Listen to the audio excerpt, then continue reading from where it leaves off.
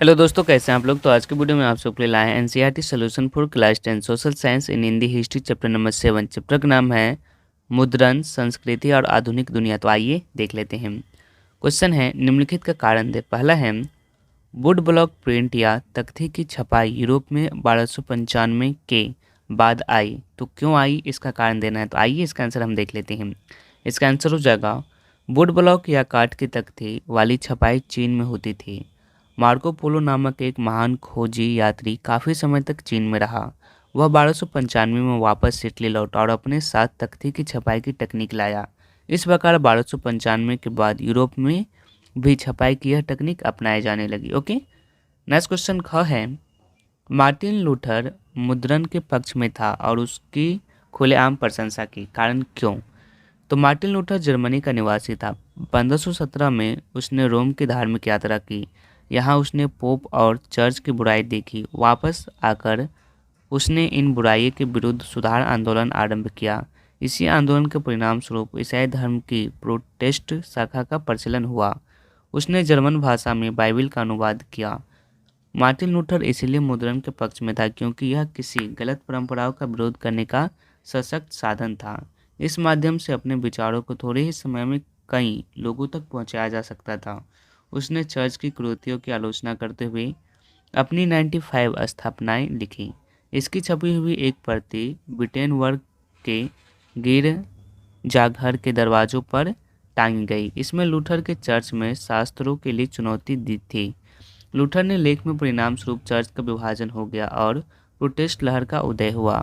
इसके द्वारा किए गए न्यू टेस्टामेंट के अनुवाद की 5000 प्रतियां कुछ ही हफ्तों में बिक गई और 3 महीने के अंदर ही इसका दूसरा संस्करण निकालना पड़ा।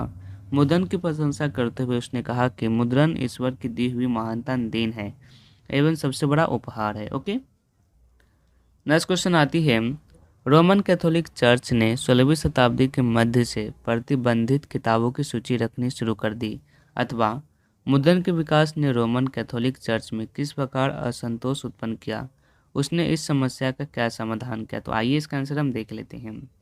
छपे हुए लोग पीड़ित साहित्य के माध्यम से कम पढ़े लिखे लोग धर्म की अलग अलग व्याख्याओं से परिचित हुए। उन्होंने बाइबिल के नए अर्थ लगाने आरंभ कर दिए। अपने अर्थों के अनुसार उन्होंने ईश्वर तथा सृष्टि के बारे में ऐसे विचार प्रस्तुत किए जिनसे रोमन कैथोलिक चर्च क्रोधित हो उठा। धर्म विरोधी विचारों को दबाने के लिए इनक्विजिशन नामक धार्मिक संस्था ने धर्म विरोधी को कठोर दंड दिए। एक किसान मेनोकिया के मामले में भी ऐसा ही हुआ। उसे मृत्यु दंड दिया गया। प्रशासकों, प्रकाशकों तथा पुस्तक विक्रेताओं पर भी धर्म विरोधी प्रचार को रोकने के उद्देश्य से कई प्रतिबंध लगाए गए। आखिर स्थिति यहाँ आ पहुंची कि चर्च ने 1558 से अपने पास प्रतिबंधित पुस्तकों की सूची रखनी आरंभ कर दी। नेक्स्ट क्वेश्चन है, महात्मा गांधी ने कहा कि स्वराज की लड़ाई दरअसल अभिव्यक्ति, प्रेस और सामूहिक के लिए लड़ाई है। तो आइए इसका आंसर देख लेते हैं। महात्मा गांधी ने ये शब्द 1922 में कहे थे। उस समय वह असहयोग आंदोलन के माध्यम से स्वराज की लड़ाई लड़ रहे थे। वह जानते थे कि अभिव्यक्ति तथा प्रेस की स्वतंत्रता किसी भी राष्ट्र की आत्मा होती है। इसके बिना कोई भी राष्ट्र जीवित नहीं रह सकता। ये स्वतंत्रता लोगों में सामूहिक अर्थात एकजुट की भावना उत्पन्न करती है, जिससे राष्ट्र का निर्माण होता है। ऐसा राष्ट्र ही विदेशी शासक को उखाड़ फेंकने की शक्ति रखता है। विदेशी शासक के विरुद्ध अपनी लड़ाई के लक्ष्य को स्पष्ट करते हुए उन्होंने ये शब्द कहे कि वाणी की स्वतंत्रता, प्रेस की स्वतंत्रता, सामूहिकता की स्वतंत्रता। भारत सरकार अब जनमत को व्यक्त करने और बनाने के इन 3 शक्तिशाली औजारों को दबाने की कोशिश कर रही है। स्वराज खिलाफत की लड़ाई सबसे पहले तो इन संकटग्रस्त स्वतंत्रताओं की लड़ाई है। नेक्स्ट क्वेश्चन आती है, छोटी टिप्पणी इसके बारे में बताना है। क है गुटेनबर्ग प्रेस। इसके बाद छपी किताब को लेकर इरेस्मस के विचार एवं वर्नाक्युलर या देसी प्रेस एक्ट। तो आइए पहले हम देख लेते हैं गुटेनबर्ग प्रेस। तो इसका आंसर हो जाएगा, योहान गुटेनबर्ग जर्मनी का निवासी था। वह बचपन से ही तेल और जैतून पेरने की मशीनें देखता आया था। बाद में उसने हीरे तथा शीशों पर पॉलिश करने की कला सीखी। अपने ज्ञान और अनुभव के प्रयोग से उन्होंने प्रिंटिंग प्रेस का निर्माण किया। उसके द्वारा बनाई गई प्रेस विश्व की पहली प्रिंटिंग प्रेस थी, जिसका आविष्कार 1448 में हुआ था। इससे पहले पुस्तकें हाथे से लिखी जाती थी। गुटेनबर्ग की प्रेस पर सबसे पहले छपने वाली पुस्तक बाइबल थी। इस पुस्तक की 180 प्रतियां छपने में 3 वर्ष का समय लगा था। गुटेनबर्ग ने रोमन वर्णमाला के सभी 26 अक्षरों के टाइप बनाए। ये टाइप धातुएं थे। इन्हें इधर उधर घुमाकर शब्द बनाने का तरीका निकाला। इसीलिए गुटेनबर्ग की प्रेस को मूवेबल टाइप प्रिंटिंग प्रेस का नाम दिया गया।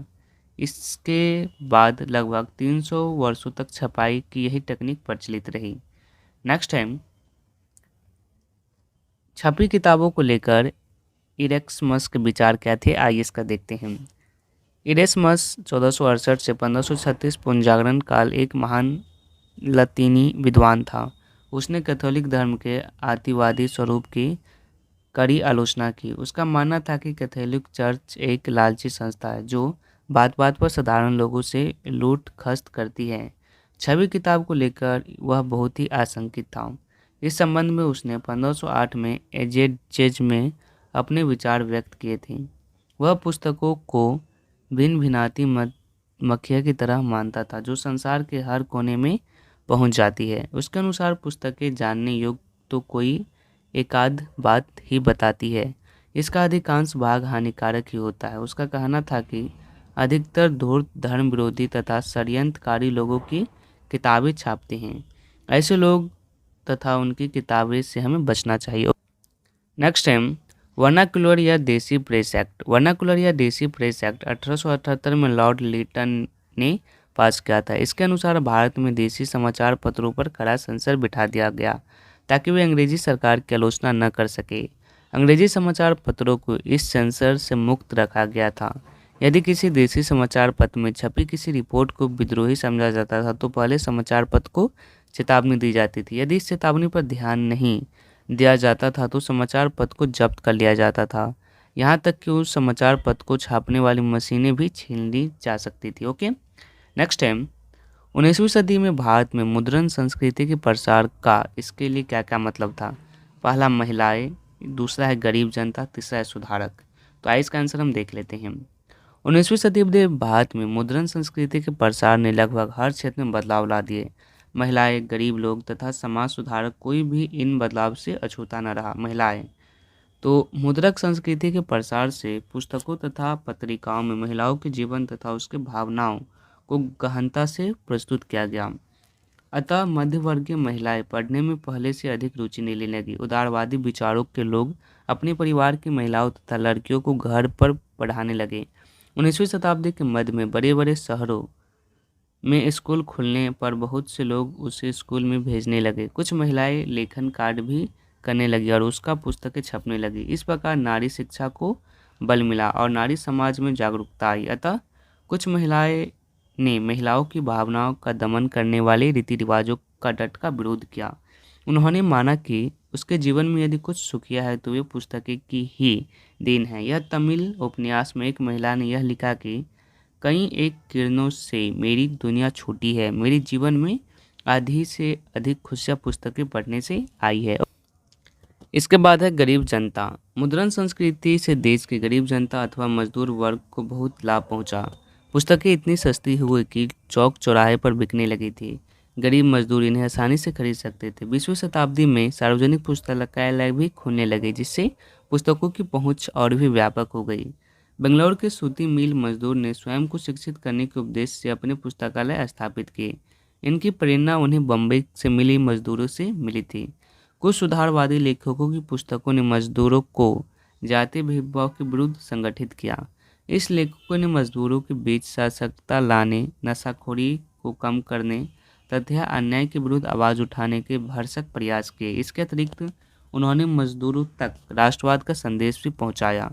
मजदूरों का हित साधने वाले लेखकों में ज्योतिबा फुले, भीमराव अंबेडकर, ए.बी. रामास्वामी नायकर तथा काशी बाबा के नाम लिए जा सकते हैं। ओके, इसके बाद है सुधारक।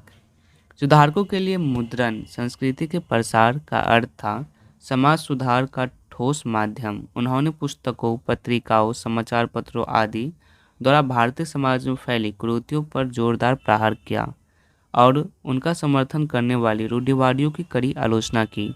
अधिक से अधिक लोगों तक अपने विचार पहुंचाने के लिए उन्होंने आम बोलचाल की भाषा का प्रयोग किया। हिंदू समाज में धर्म सुधारकों ने यहाँ विधवा विवाह, मूर्ति पूजा, ब्राह्मणों के प्रभुत्व के विरुद्ध आवाज़ उठाई। वहीं मुस्लिम सुधारकों ने दैनिक जीवन जीने के तरीके तथा इस्लामी सिद्धांतों के अर्थ समझाते हुए हजारों फतवे जारी किए।